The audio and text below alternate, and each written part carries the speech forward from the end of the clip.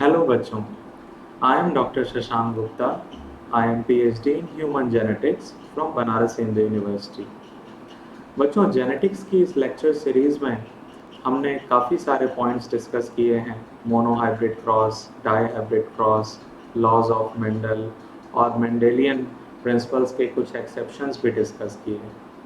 बच्चों, एनसीईआरटी में एक बहुत इंपॉर्टेंट कंसेप्ट दिया हुआ है, कॉन्सेप्ट ऑफ डोमिनेंस, और इसको भी डिस्कस करना बहुत ज़रूरी है क्योंकि हमें पता है एनसीईआरटी के स्टेटमेंट्स, एनसीईआरटी में जो बातें डिस्कस की गई हैं उनसे सीधा सीधा नीट में क्वेश्चंस पूछे जाते हैं। बच्चों, मेंडल की स्टडीज से हमें पता चलता है कि एक जीन के यूजुअली दो स्लाइटली डिफरेंट फॉर्म्स होते हैं जिनको हम अलील्स कहते हैं। एक अलील डोमिनेंट हो सकता है, एक अलील रिसेसिव हो सकता है। ये बातें हमने पहले डिस्कस की। लेकिन क्या रीज़न है, क्या कारण है कि कोई जीन डोमिनेंट हो जाता है, कोई अलील डोमिनेंट हो जाता है और कोई अलील रिसेसिव हो जाता है? इस बात को डिस्कस किया गया है एनसीईआरटी में इस पैराग्राफ में, जिसको हम कंसेप्ट ऑफ डोमिनेंस कह सकते हैं। तो बच्चों, कोई अलील, कोई जीन अगर बिल्कुल नॉर्मल फॉर्म में है, अनमॉडिफाइड फॉर्म में है, तो बच्चों इस केस में क्या होगा? यहाँ बच्चों मैं आपको याद दिलाना चाहूँगा कि हमने अलील्स की डेफिनेशन क्या पढ़ी थी। अलील्स की डेफिनेशन हमने पढ़ी थी slightly different forms of a gene. ये एक ही जीन है, लेकिन एक ही जीन के दो डिफरेंट फॉर्म्स हैं, है ना बच्चों? तो एक फॉर्म जो उस जीन का है उसको हम डोमिनेंट अलील कह देते हैं और दूसरा फॉर्म जो उस जीन का है उसे हम रेसेसिव कह देते हैं। तो क्यों कोई जीन डोमिनेंट हो गया, कोई अलील डोमिनेंट और दूसरा रिसेसिव हो गया? मान लिया कि कोई जीन पहले बिल्कुल नॉर्मल था, अनमॉडिफाइड था, तो उस जीन से जो एमआरएनए बनता था वो भी कैसा होता था? नॉर्मल या अनमॉडिफाइड। और इसी तरह बच्चों, जब इस एमआरएनए से प्रोटीन बनेगा तो वो प्रोटीन भी कैसा होगा? बिल्कुल नॉर्मल या अनमॉडिफाइड होगा। और बच्चों, ये प्रोटीन जब बिल्कुल नॉर्मल है, अनमॉडिफाइड है, तो इसका फंक्शन भी कैसा होगा? बिल्कुल नॉर्मल फंक्शन, है ना बच्चों? इस बात से आप सभी एग्रीड हैं? बिल्कुल। अब मान लीजिए बच्चों कि during the period of evolution इस नॉर्मल, इस अनमॉडिफाइड जीन में कोई चेंज आ गया, इस जीन में कोई मॉडिफिकेशन हो गया। तो अब ये मॉडिफिकेशन हो जाने से हमारे पास कैसा जीन है? Modified gene. वही जीन था, लेकिन अब हमारे पास उसका मॉडिफाइड फॉर्म है। तो अब इससे बच्चों जो एमआरएनए बनेगा वो भी मॉडिफाइड, जो प्रोटीन बनेगा वो भी मॉडिफाइड होगा, है ना बच्चों?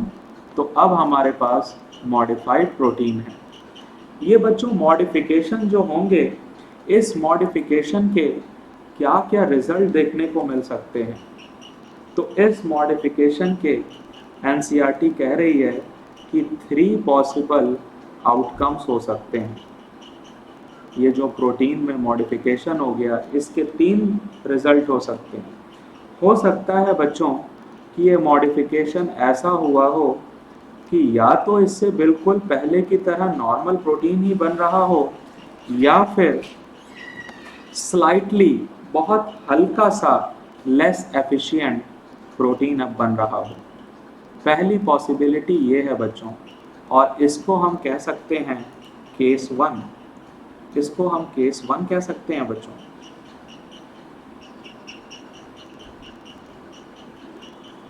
दूसरी पॉसिबिलिटी क्या है बच्चों?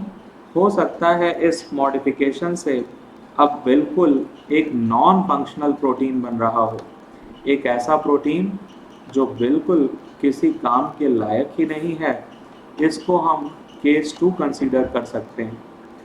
और एक और पॉसिबिलिटी है बच्चों, हो सकता है कि बिल्कुल प्रोटीन अब बन ही ना रहा हो, यानी नो प्रोटीन एट ऑल। इसको हम कह सकते हैं बच्चों केस 3। एनसीईआरटी में ये 3 केसेस डिस्कस किए गए हैं कि 3 पॉसिबल आउटकम्स हो सकते हैं बच्चों। तो केस 1 को हम देखते हैं बच्चों। अगर इस मॉडिफिकेशन से अभी भी बिल्कुल नॉर्मल प्रोटीन बन रहा है या बिल्कुल स्लाइटली लेस एफिशिएंट प्रोटीन बन रहा है, तो हम कह सकते हैं कि जो मॉडिफाइड अलील है, modified allele is almost equal to unmodified allele. ऐसा कह सकते हैं बच्चों? हाँ, क्योंकि जो मॉडिफिकेशन हुआ है उसकी वजह से प्रोटीन पर या तो कोई फर्क नहीं पड़ा या तो बहुत हल्का फर्क पड़ा है। तो बच्चों ऐसे जो मॉडिफिकेशंस होते हैं, ऐसे मॉडिफिकेशंस को हम कहते हैं साइलेंट म्यूटेशंस। साइलेंट क्योंकि ऐसे म्यूटेशन जो हो भी गए लेकिन इनका कोई फर्क, कोई इफेक्ट हमको दिखाई ही नहीं पड़ा, इसीलिए हम कह देते हैं कि ये म्यूटेशन कैसे थे? साइलेंट थे, चुप थे। इनको सिनोनिमस म्यूटेशंस भी कह देते हैं और इनके बारे में बच्चों हम डिटेल में डिस्कस करेंगे जब हम पढ़ेंगे मॉलिक्यूलर बेसिस ऑफ इनहेरिटेंस। बच्चों केस 2 या केस 3 की बात करते हैं। केस 2 या केस 3 को अगर आप देखोगे तो आप कहोगे कि जो मॉडिफाइड अलील है, मॉडिफाइड अलील ने क्या किया? मॉडिफाइड अलील ने या तो नॉन फंक्शनल प्रोटीन बनाया, या तो नॉन फंक्शनल अलील बनाया, प्रोटीन सॉरी, और या तो नो प्रोटीन एट ऑल। ये दो कंडीशंस हमने केस 2 और केस 3 के लिए लिखी हैं। तो इस केस में बच्चों फिनोटाइप अफेक्ट होगा कि नहीं? अगर बिल्कुल गड़बड़ प्रोटीन बनने लग गया या बिल्कुल प्रोटीन बना ही नहीं, तो इस केस में जो उस अलील का फिनोटाइप है वो ज़रूर और ज़रूर अफेक्ट होगा बच्चों। तो यहाँ पर एनसीईआरटी के स्टेटमेंट को हमको ध्यान रखना है। एनसीईआरटी कह रही है कि जो अनमॉडिफाइड अलील था, जिसको हमने कहा था कि बिल्कुल नॉर्मल अलील जो पहले से था, उसको हम कहते हैं डोमिनेंट अलील। डोमिनेंट अलील कह देते हैं बच्चों। और जो मॉडिफाइड अलील है, मॉडिफाइड अलील को हम बच्चों कह देते हैं रिसेसिव अलील। यानी हम कह सकते हैं कि रिसेसिव अलील आया कहाँ से? इवोल्यूशन के दौरान डोमिनेंट अलील में ही कुछ ऐसे मॉडिफिकेशंस हो गए जिसके कारण डिफरेंट अलील्स बने या रिसेसिव अलील्स बने। और एनसीईआरटी कह रही है कि ये रिसेसिव फिनोटाइप क्यों आया बच्चों? ये जो मॉडिफाइड अलील है जिसको हम रिसेसिव अलील कह रहे हैं, ये मॉडिफाइड अलील रिसेसिव फिनोटाइप क्यों शो करता है? ये दो रीज़न से शो करता है।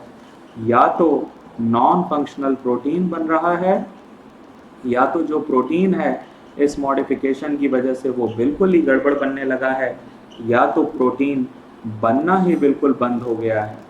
तो बच्चों ये कंसेप्ट ऑफ डोमिनेंस में एनसीईआरटी की बहुत ही इम्पॉर्टेंट लाइंस दी हुई हैं और इन लाइन से as such as it is statement के फॉर्म में क्वेश्चन आ सकते हैं। ये नीट के हिसाब से बहुत इम्पॉर्टेंट है कि अनमॉडिफाइड अलील क्या होता है? डोमिनेंट अलील। मॉडिफाइड अलील क्या होता है? रिसेसिव अलील। और रिसेसिव फिनोटाइप क्या होता है? It comes because of non functional protein और नो प्रोटीन। तो बच्चों आई होप कि ये कंसेप्ट ऑफ डोमिनेंस आपको समझ आया होगा कि एक अलील के डिफरेंट फॉर्म्स, एक जीन के डिफरेंट फॉर्म्स कैसे बन गए नेचर में during the period of evolution. कोई जो इनिशियल फॉर्म ऑफ जीन था उसमें मॉडिफिकेशंस होते गए और पॉपुलेशन में उसी जीन के सेवरल डिफरेंट फॉर्म्स बन गए जिनको हम अलील्स कहते हैं। थैंक यू बच्चों।